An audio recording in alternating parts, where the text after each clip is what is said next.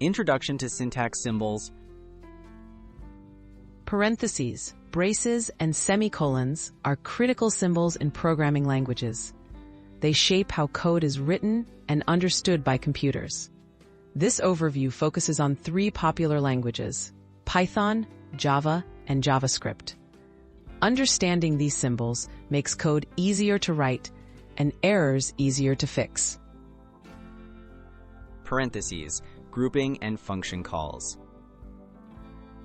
Parentheses A are used in all 3 languages to group expressions and pass arguments to functions.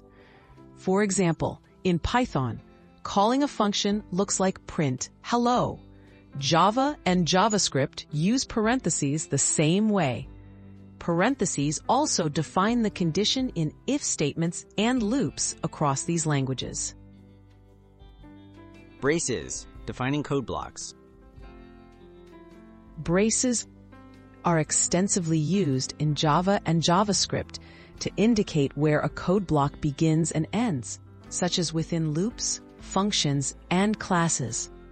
Python, by contrast, does not use braces for grouping code blocks. Instead, it relies on indentation to define scope.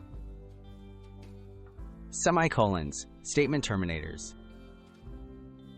Semicolons mark the end of a statement in Java and JavaScript, telling the computer where one line of code finishes and another begins. Java requires them at the end of almost every statement. JavaScript allows omitting them in some cases, but it's safer to include them. Python, however, does not use semicolons for this purpose. Key differences and tips. Each language has its own rules for these symbols. Remember, Python uses parentheses for functions, no braces or semicolons for code blocks. Java and JavaScript use all 3, parentheses for grouping, braces for blocks, and semicolons for statements. Practice reading and writing code to become comfortable with these essential syntax symbols.